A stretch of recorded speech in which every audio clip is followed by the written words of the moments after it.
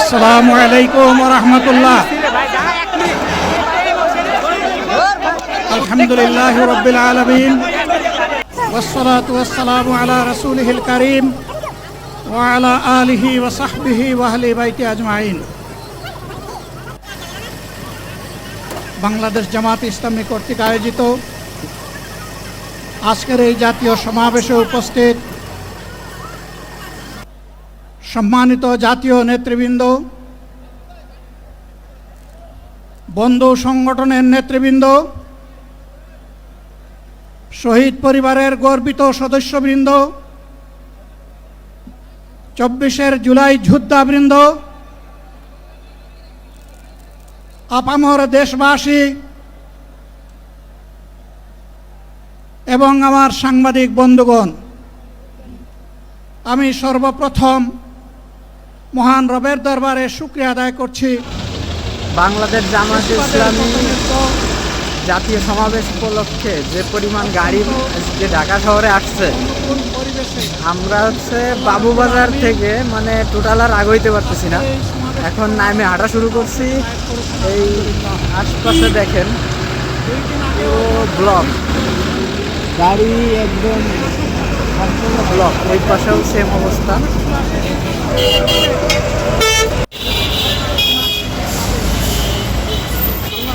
আপনারা যেমনটা দেখতে পাচ্ছেন, পুরো রাস্তা ব্লক। মানুষ শুধু সামনের দিকে আগাচ্ছে, পিছনেও আছে।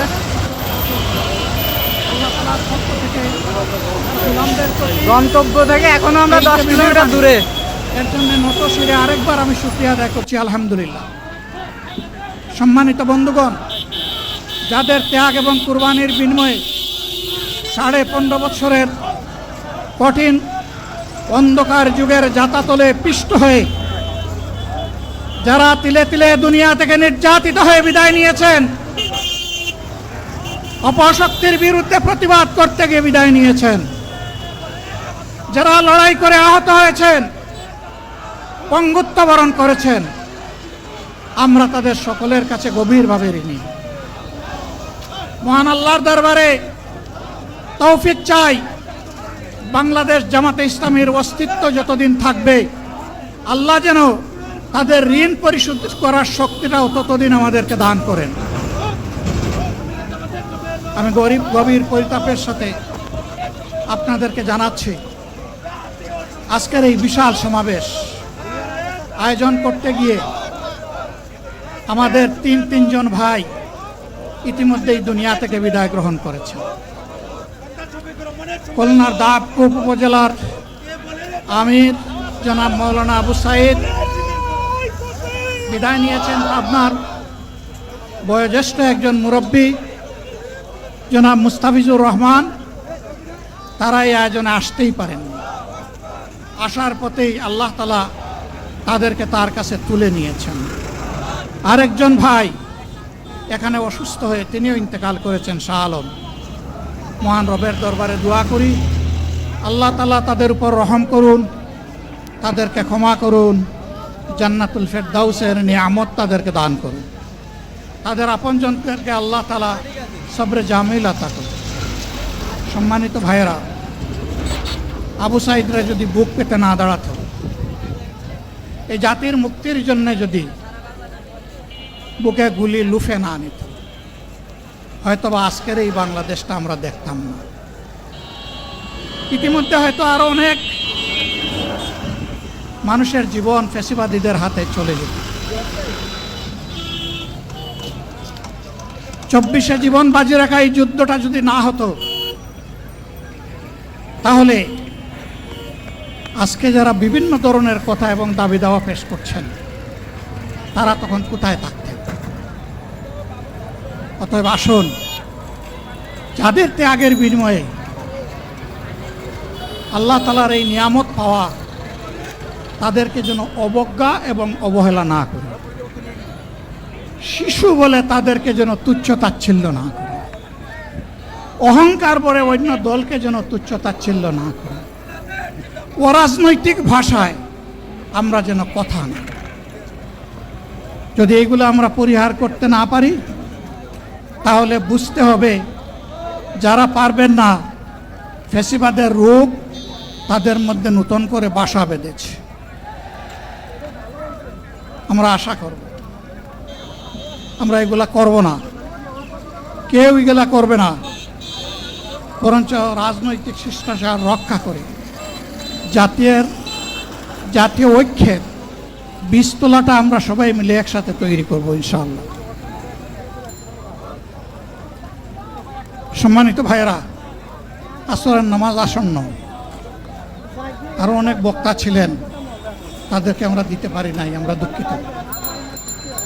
এজন্য আমার লম্বা কথা বলার সুযোগ নেই। যারা এখানে কথা বলেছেন তারা আমার মনের কথাগুলোই তুলে ধরেছে।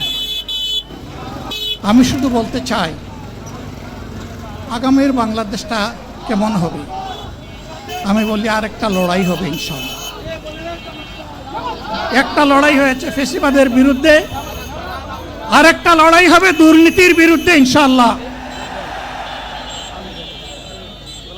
এই দুর্নীতির মূল উৎপাটন করার জন্য যা দরকার, আমরা তারুণ্য এবং যৌবনের শক্তিকে একত্রিত করে সেই লড়াইয়েও ইনশাআল্লাহ আমি জয়লাভ করব। পুরো 3 ঘন্টা ধরে আমরা রাস্তা দিয়ে হেঁটে আসতেছি, আর পুরো 3 ঘন্টা প্রিয় ভাইয়েরা, এই একই অবস্থা। তার মানে আপনারা চিন্তা জামাতে করেন, ইসলামী যে আমার মনে হয় দুর্নীতিমুক্ত সমাজ যদিও গড়বে বলা তার হয়েছিল প্রমাণ 10 কি? লাখের মানুষের সমাবেশ হবে, কিন্তু আমার কাছে মনে হয় যে তার কয়েক কোটির প্রথম উপরে প্রমাণ গেছে। হচ্ছে এত লোক, অর্থাৎ ঢাকার প্রবেশ পথ থেকে শুরু করে এখন পর্যন্ত আমরা হাইটেই আসতেছি, এখনো মূল আপনাদের এই ড্রোনগুলো আলহামদুলিল্লাহ, আলহামদুলিল্লাহ। আরে আল্লাহ যত সময় হায়াত দিয়েছেন, আল্লাহ যত সময় হায়াত দিয়েছেন তত সময় মানুষের জন্য লড়াই করবো ইনশাআল্লাহ। এ লড়াই বন্ধ হবে না। বাংলার মানুষের মুক্তি অর্জন হওয়া পর্যন্ত আমাদের লড়াই অব্যাহত থাকবে। বলছিলাম, জামাতে ইসলামী যদি আল্লাহর ইচ্ছা এবং জনগণের ভালোবাসায় বাংলাদেশের মানুষের সেবা করার সুযোগ পায়, তাহলে মালিক হবে না, সেবক হবে ইনশাআল্লাহ। আজ আমি ঘোষণা দিচ্ছি, লক্ষ জনতাকে সাথে নিয়ে বাংলাদেশ জামাতে ইসলামী থেকে যারা আগামীতে সংসদ সদস্য হিসাবে নির্বাচিত হবেন, আরে আপনারা কথা বন্ধ করেন, আপনারা কথা বন্ধ করেন, সবাই বসে পড়েন, সবাই বসেন, বসেন, কেউ দাঁড়াবেন না, সবাই বসেন।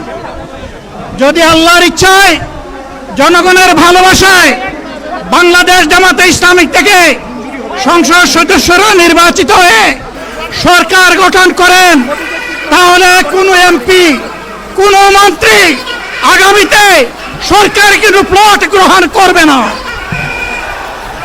কোনো এমপি এবং কোনো মন্ত্রী ট্যাক্সবিহীন কোনো গাড়ি চড়বে না। কোনো এমপি এবং কোনো মন্ত্রী তার নিজের হাতে কোনো টাকা চালাচালি করবে না। কোনো এমপি এবং কোনো মন্ত্রী যদি তার নির্দিষ্ট কোনো কাজের জন্য বরাদ্দ পেয়ে থাকেন, কাজ শেষ হওয়ার সাথে সাথে বাংলাদেশের 18 কোটি মানুষের কাছে তারা তার প্রতিবেদন তুলে ধরতে বাধ্য হবে। সম্মানিত বন্ধুগণ, চাঁদা আমরা নিব না, দুর্নীতি আমরা করব না, চাঁদা আমরা নিতে দেব না, দুর্নীতি আমরা সহ্য করব না। এই বাংলাদেশটাই আমরা দেখতে চাই। যুবকদেরকে আমরা স্পষ্ট ভাষায় বলতে চাই, বন্ধুগণ, তোমাদের সাথে আমরা আছি।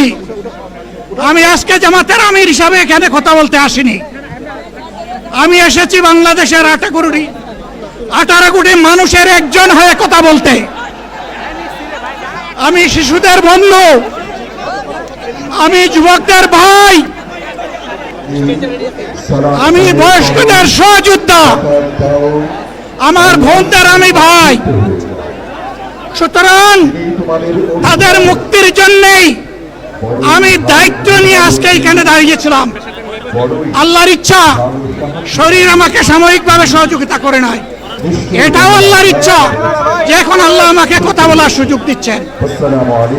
আমি বলতে চাই, বাংলাদেশের নির্দিষ্ট কোন শ্রেণীর মুক্তির জন্য আমাদের এই লড়াই নয়। রাস্তার একজন পরিচ্ছন্নতা কর্মী, চা বাগানের একজন শ্রমিক, রক্ত পানি করে ঘাম জড়ানো আমার একজন রিক্সা চালক ভাই মাঠে ময়দানে বাংলাদেশের মানুষের মুখে যারা এক মুঠো ভাত তুলে দিতে চায়, আমার সেই কৃষক বন্ধুটি, আমি তাদের হয়ে আজকে এখানে কথা বলতে এসেছি। আমি কোনো অভিজাত শ্রেণীর হয়ে এখানে কথা বলতে আসিনি। আল্লাহ তাআলার অশেষ মেহেরবানি, আজীবন সকল রক্ত চক্ষুকে উপেক্ষা করেছি। হত্যা, আন্দোলন, প্রতিবাদ কায়েমের মাধ্যমে খুরিয়াদিনের হত্যার ঘটনা গত 16 বছরে বাংলাদেশে ইসলামী আন্দোলনের উপর এবং নবম ছাত্র জনতার উপর ইতিহাসের বর্বরোচিত হত্যাকাণ্ড চালিয়েছে। 2009 সালে পিলখানা হত্যাকাণ্ডের মাধ্যমে এদেশে দেশপ্রেমিক নাগরিকদেরকে হত্যা করা হয়েছে। 2013 সালের 28 ফেব্রুয়ারি আল্লামা দেলোয়ার হোসেন সাইদির পরবর্তী সারা দেশে গণহত্যাকাণ্ড। 2013 সালের 5 মে 28 অক্টোবর থেকে শুরু করে পল্টন গণহত্যা, শাপলা গণহত্যা,